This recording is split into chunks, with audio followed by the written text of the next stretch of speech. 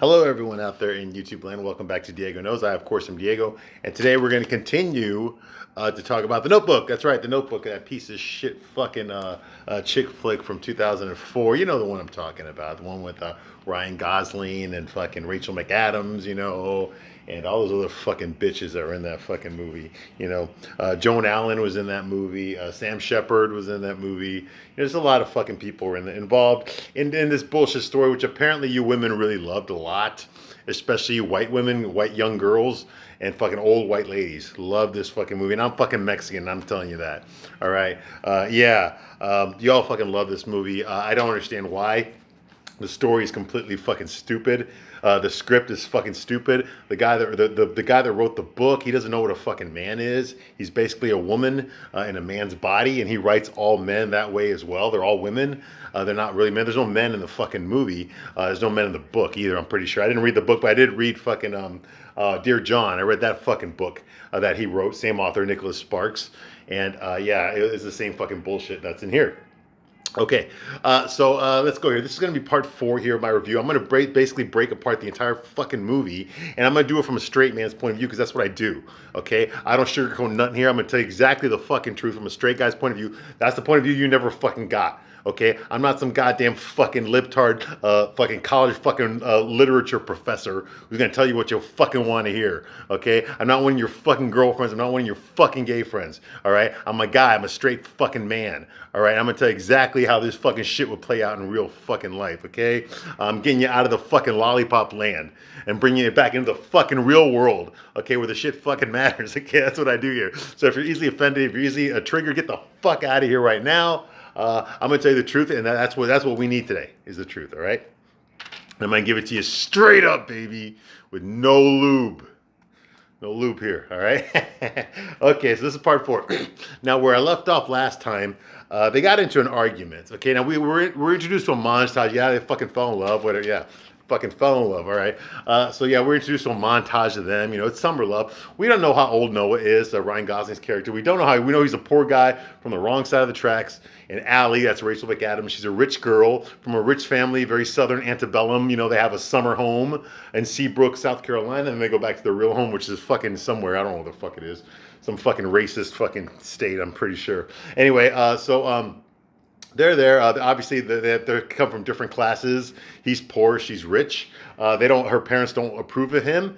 He's just a fucking summer fling. That's the way they look at it. They don't see it as anything serious. But Allie, she's 17. We don't know how old Noah is, but Allie's 17, and this is her first love. Okay, she's still a virgin. Because, girls were actually virgins at 17 back in 1940 when this movie takes place. Yeah, I know. Weird, huh? We're in the fucking Twilight Zone here. But anyway, she was a virgin and she's scared of having sex, whatever. But we found that out later. Actually, I jumped the gun. Okay, but anyway, so this is her first love. Okay, probably not his first love. Like I said, we don't know how old he is. He's not in school anymore, and he works at a fucking lumber yard. All right. So they fall in love over the summer. They're swimming together, they're riding bikes together, throwing fucking ice cream at each other, and they get into fights. We don't know what they're arguing about, but we do know that she's very violent. Okay, Allie's very violent, and when she gets mad at him, at Noah, she fucking likes to hit him. Okay, she likes to lay the fucking slap down. Because you know why she does that? Because what the movie's trying to do, first of all, it's trying to tell you that it's acceptable, it's cool for women to hit men. Because they know goddamn well they ain't gonna hit you back or else they're going to jail. You can beat the shit out of him. That's okay. Nothing's gonna happen to you. They're just gonna make fun of him for being a pussy. But if he hits you back, if he defends himself in any way, he's a piece of shit fucking woman beater, and he needs to fucking go to jail. Okay, that's how it works. Okay, and chick flicks know this, and that's what they do in the movies because they know the guy ain't gonna fucking do nothing. Either way, he's gonna fucking lose. If he hits her back, he's a fucking he abuses women. Okay, he's a fucking piece of shit misogynist, and he needs to go to jail. If he doesn't hit her back, and he gets beat up by her, then he's a fucking pussy. He's a coward beta male who can't even fucking defend himself from a fucking girl. So either way, it's a lose-lose situation for him, and that's the reason chick flicks put this in there because they know goddamn well the guy ain't gonna fucking hit back. Okay, and there's no fucking director in a fucking America at least that would ever dare have a guy hit a woman back after she fucking beat and just let him get his ass kicked. Okay, sorry, not in my life. Now, me personally, okay, I have never been in a situation where I couldn't fucking defend myself against a woman. Okay, but I said in the last video, you get one. If you're a lady, you get one. If you're a guy, fuck you, you're going down. Okay, you don't get one. Okay, you swing at me, you're going down. All right, but if you're a woman, you get one. As long as it's not like a fucking baseball bat or a fucking wrench or something. As long as it's nothing like that, yeah, you get one and that's it. You get one and that's it. I quit talking to you. I'm going to walk away from you. Okay, whatever we're yelling at each other about, it's done. It's fucking over with. I'm never going to talk to you again. That's it. I'm walking away. I'm getting myself out of the fucking situation. You have officially ended all communication with me. All right, right then and there when you decided it was appropriate to fucking hit me and it wasn't self-defense, okay? Now, if you try to hit me again, well, then you're not going to like the response.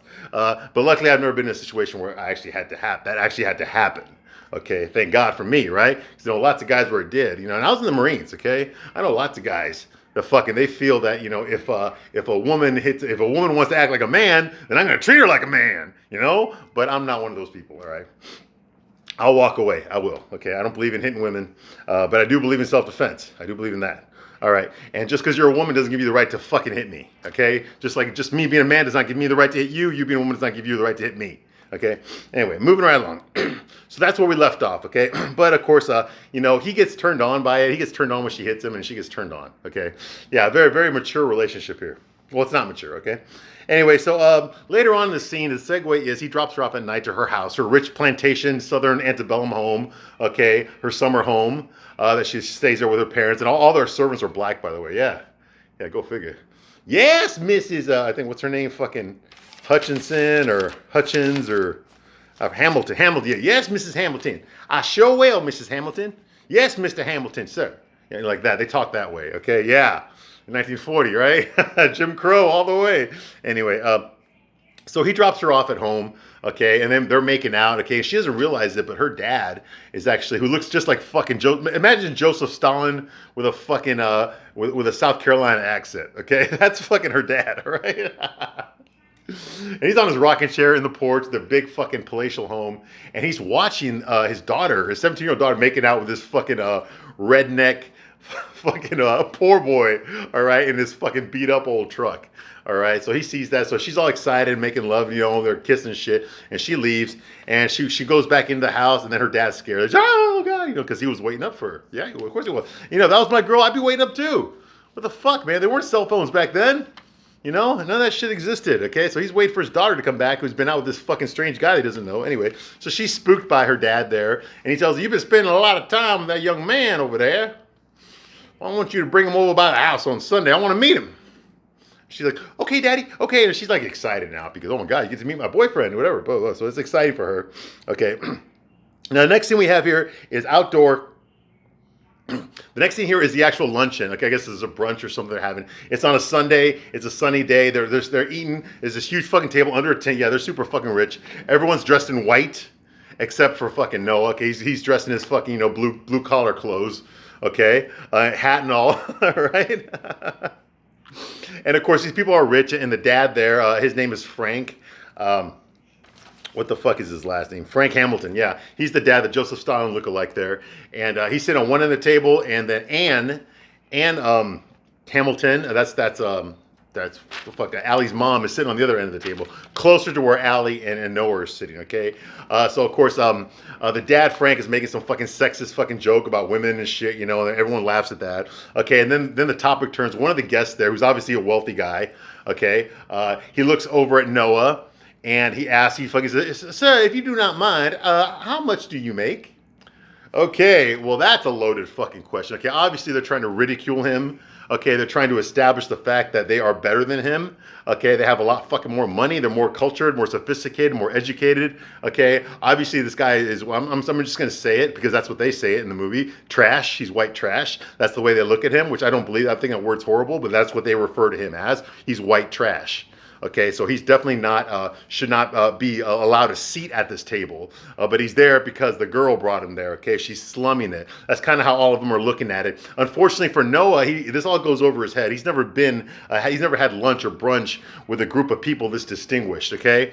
So he doesn't realize that they're actually patronizing him, okay? They're actually making fun of him. He does not realize it. So he actually answers the question. Now, if it had been me, if this gentleman had asked me, yes, sir, if you do not mind me asking, I would like to, how much money do you make?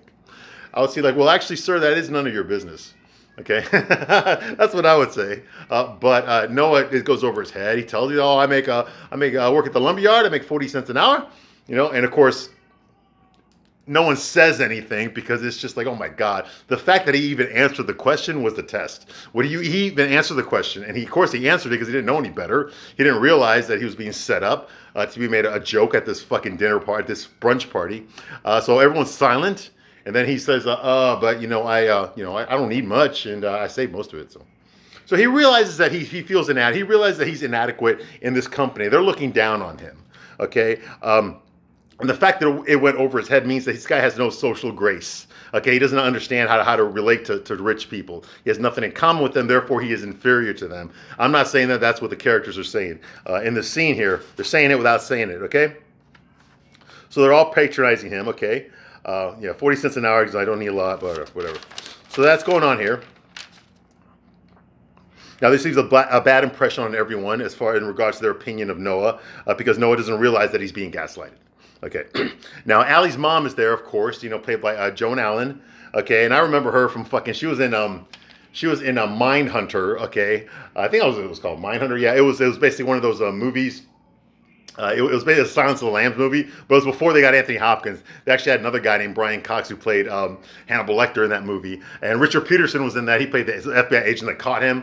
Okay. And this other guy, I forgot his name, but he played the killer, Dollarhide, whatever. But Joan Allen was the blind girl that fell in love with the serial killer that had mommy issues, okay? One of the Red Dragon thing. They remade the movie later on as Red Dragon with Anthony Hopkins reprising the role as Hannibal Lecter, and Edward Norton played the FBI agent in that one. It's a prequel to the Jodie Foster Silence of the Lambs. But that's where I remember Joan Allen from. She was in that. She played the blind girl who fell in love with Dollarhide. Okay? So that's going on here. Okay? And she says her name is Anne. And she tells Noah that the summer is almost over. And Allie is going to go away to New York for college. She's going to college in New York. Okay, now we got to remember, they're in South Carolina right now, okay? They're in Seabrook, South Carolina, okay? And Noah, unfortunately, was not aware of this because Allie did not tell him that once summer's over, she's going to college, okay, in New York. So, okay, now the reason, and obviously the reason she brought it up, is to remind him, to let him know, hey, listen, whatever's going on with you and my daughter, it's going to end. Okay, she's going off to college. She's going to meet some real respectable, rich, cultured gentlemen. Okay, and you're just a fucking summer fling. You don't mean anything. So if I were you, I'd probably just fucking head out of here, like get the summer done and forget about my daughter. You're not good enough for her. That's what she's saying. She doesn't say that literally, but that's what she's saying. That's what she's saying, in the subtext. Okay, she's saying it without saying it. All right, and she actually does say it later, but this is what she's saying it. Okay, right now. Okay. So he did not know about that, so he's kind of upset now that Allie failed to mention that to him. I guess they both of them, they're young, they're immature. Like I said, I don't know how old Noah is, but Allie's 17 years old. Of course they're fucking immature. They can't think past tomorrow. All they can think about is our love will conquer all. Okay, I've been there, we've all been young. We've all had first love. Okay? I'm thinking right now, my first girlfriend is when I was 15 and she was 15 years old. Oh my God, we thought we were gonna live fucking together forever. We were both fucking 15 years old. Neither one of us had a fucking driver's license, okay? And we both thought we were going to be in love forever. Yeah, well, that summer fucking came and went. But mostly I think about someone else when I watch this movie. But anyway, so it's just young fucking love. It's just young fucking love. You don't think about what's going to happen in 10 years or 20 years. You don't give a shit. You're in love, and that's all that matters. And whatever problems come your way, love will conquer all. Yeah, exactly. That's fucking immaturity talking there, okay? But, it's new. This feelings that they're having are new for them. Not for him, maybe, but for her, they definitely are, okay? We all know what it's like the first time we meet someone that we're attracted to when we're kids, usually like 13. Well, for boys, it's like 15, 16. For you girls, it's like 12 and 13, because y'all fucking start this shit way before we do. But anyway, so, it's the first time you feel that to somebody and they feel the same way about you. It's exciting, it's scary, it's wonderful, it's just crazy. You have all these emotions, your hormones are going fucking crazy, you got hard-ons all the fucking time. Oh, anyway. We're not about me, okay? Not about me, but you know what I'm talking about. You know what I'm talking about, okay? And they're going through that right now, okay? So now they're starting to face some obstacles in their way. And this is the typical fucking, there's only like 3 fucking love stories you can tell in a fucking chick flick. I forgot what they were, but this is one of them. Okay, you are not allowed to see that boy ever again. Okay, that's a cliche. Like that, every third fucking chick flick out there is the same fucking story. It's the Romeo and Juliet story, okay? And that's what this is. There's no originality in this story. The only way this movie succeeds, okay, is in invoking those emotions of young love, those emotions of first love. I could not help but watch this movie and start thinking about the first time I really fucking fell in love, okay, with someone, okay, and how that ended and how we got back together. And oh yeah, I've had a very dramatic life, okay, let me tell you, all right. And so, this movie brought back those feelings that I haven't felt for one. I'm not gonna say who she is, because she might be watching this. But yeah, it brought back certain feelings about a certain person in my life. Okay, it was very important to me at once in my life, And I couldn't help but watch this movie and not have those memories like fade over me, because I remember what it was like to be young. And I was remembering what it was like to be stupid and in love and just indigent, and just indigent, and just like boastful, and so full of fucking pride in the relationship. It's insane. And watching this movie just brings it all up again. I think that's probably why a lot of older women like this movie, is because they can't help but watch this movie and remember what they were like when they were young. Okay, because remember, this is a period piece. This is 1940 when this movie takes place. Okay, so like, if you're an older person, you remember, if you're like in your 60s or 70s, you remember the way things looked like when you were 17. They don't look the way they do now, okay? You'd forgotten what it was like to feel that way and act that way and look that way and all that kind of stuff. So it brings back a lot of memories of those first feelings of attraction, those first feelings of love that you ever had in your life. That's where the movie succeeds. But that's the only place it succeeds. Everything else is bullshit, all right? So moving right along. So this movie does not get a pass. Okay, yeah, spoiler. Okay. So there's another scene later on where they're on a rowboat in the lake, same property. We're still at Allie's dad's manor or whatever. And they're playing on the boat. He takes his shirt off, for the women. She doesn't take her shit off, though. Because, like I said, no one gives a shit about the guys watching this movie. Because there are no fucking straight guys watching this movie. Okay, so anyway, so he jumps off the boat. He's playing around. She jumps in after him. But she's fully clothed. He's fucking topless, okay? And they're fucking around, there. But what they don't realize is that her parents are right there. They're on the other side. They're on the bank of the river or the pond, whatever. And they're watching this. They are unaware that her parents are watching them fool around in the water on the boat. Okay? And so, yeah, the mom and dad have a serious discussion here. Okay? Like I said, it's being observed by her parents. Okay? And Anne, that's Allie's mom, thinks that it's very dangerous. She even says that it's dangerous for our daughter to be fooling around with that boy. And it's because he is beneath her station, which means that he's fucking poor and they're rich. It's not good for everybody hanging out with a fucking poor boy. I keep thinking of another movie called Inventing the Abbots. You ever see? I'll probably have to review that piece of fucking shit movie. That was a low budget. It wasn't nearly as popular as this movie. That was with Joaquin Phoenix and fucking and Liv Tyler.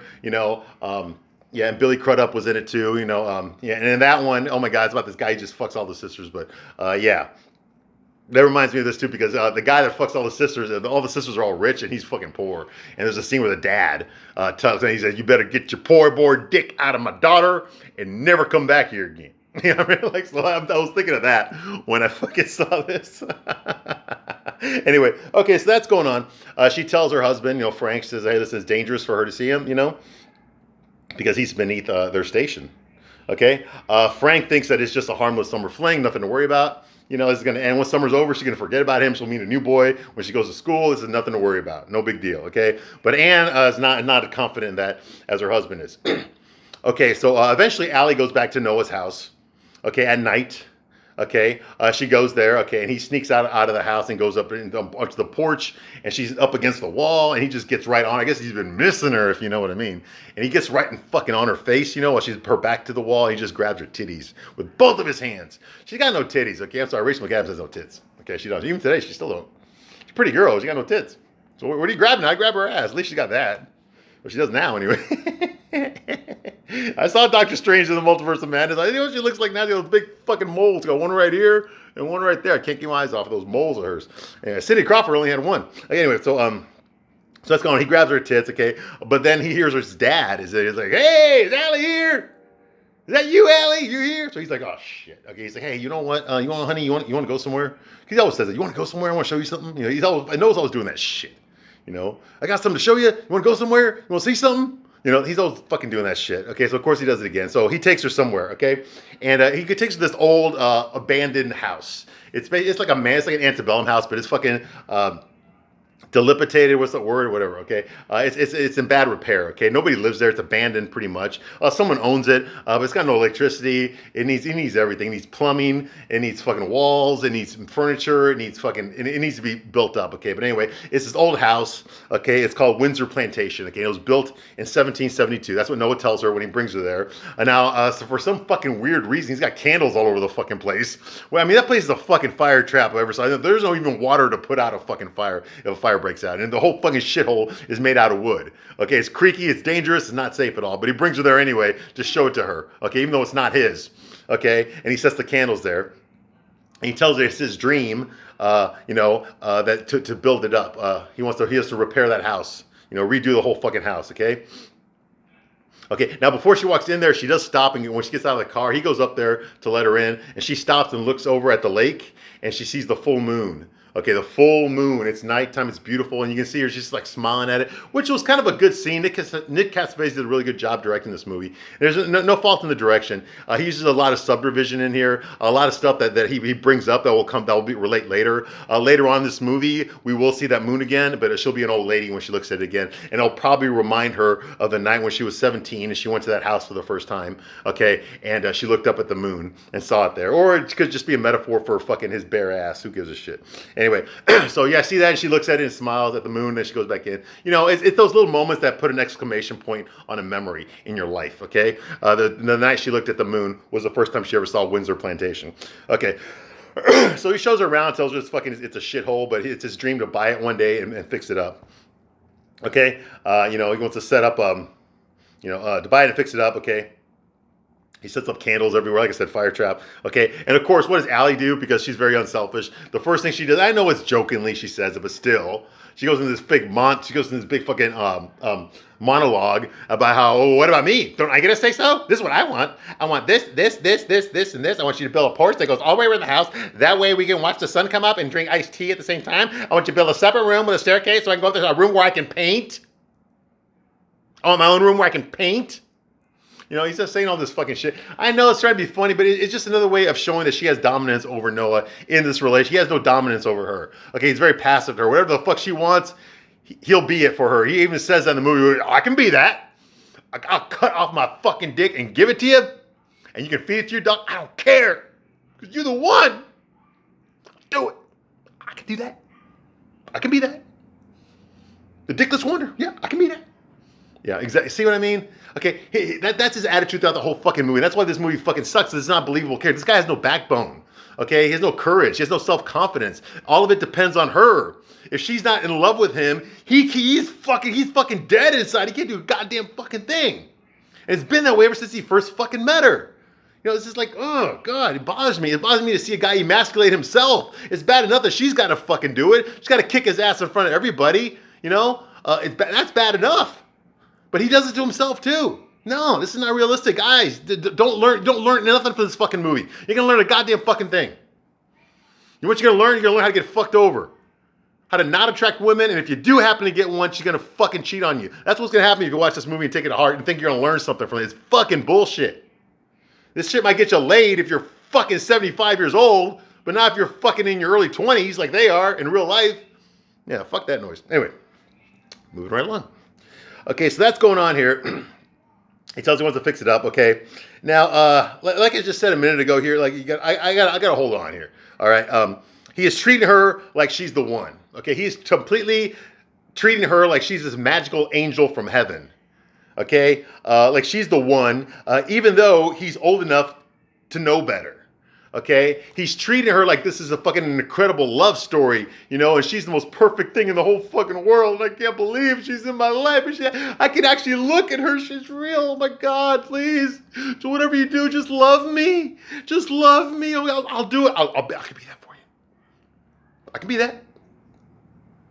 Like that. He's treating her like that, even though he's not fucking 15 like I was. When I felt that way, I was like 15 years old.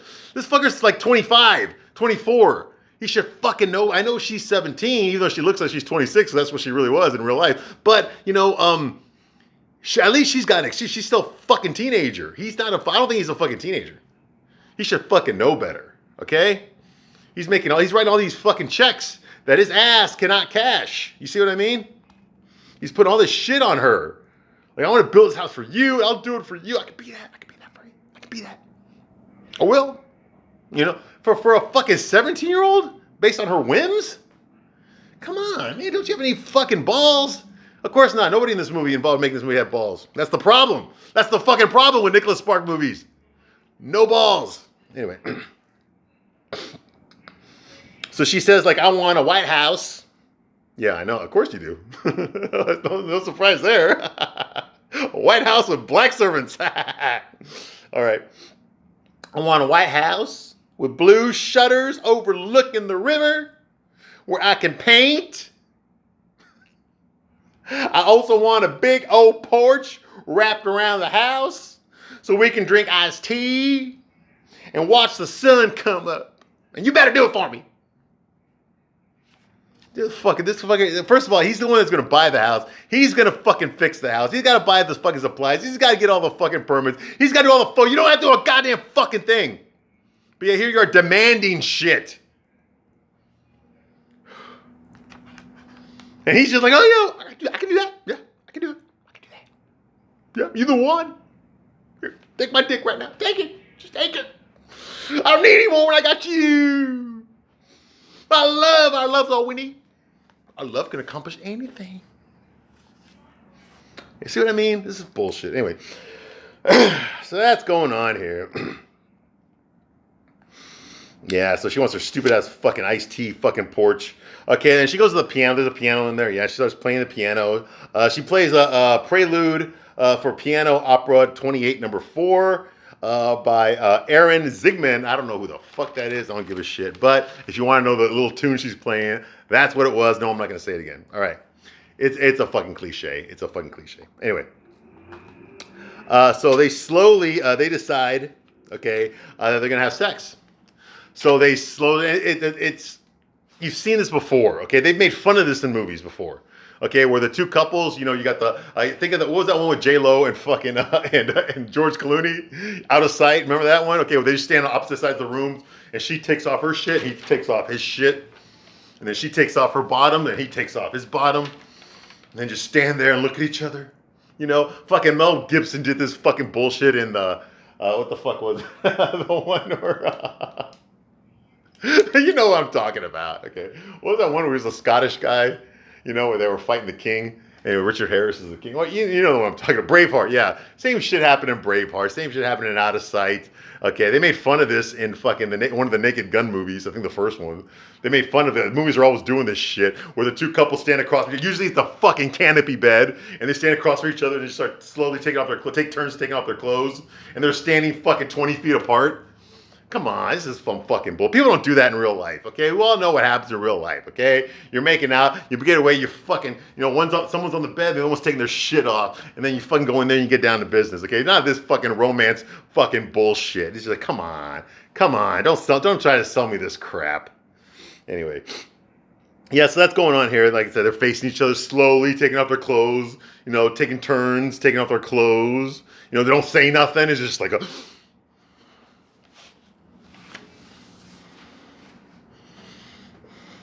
And she's like, because she's a little nervous.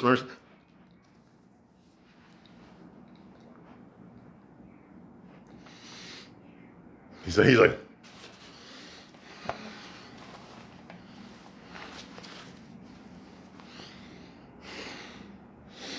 she's like,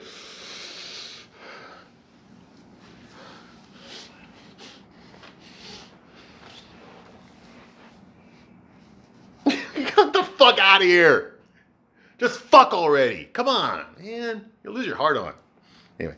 Anyway. Yeah, so we all know that's bullshit right there. That's a fucking Sci-Fi Channel shit right there. Anyway, and it's a cliche because every fucking chick flick does this. They all do this.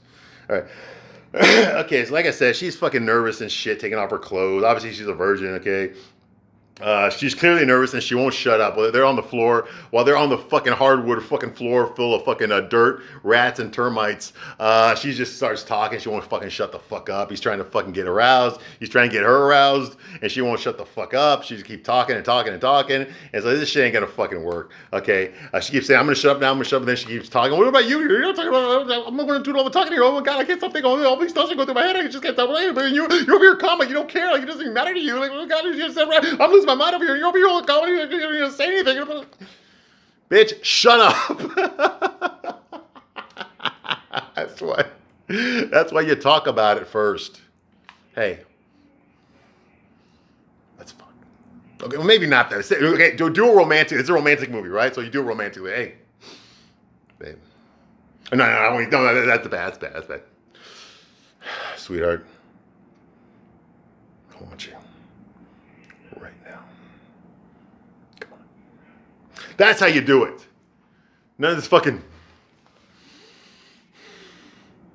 bullshit. Fuck the fuck out of here. Get the fuck out of here with that shit. Anyway, so that's going on here. Anyway, they get interrupted.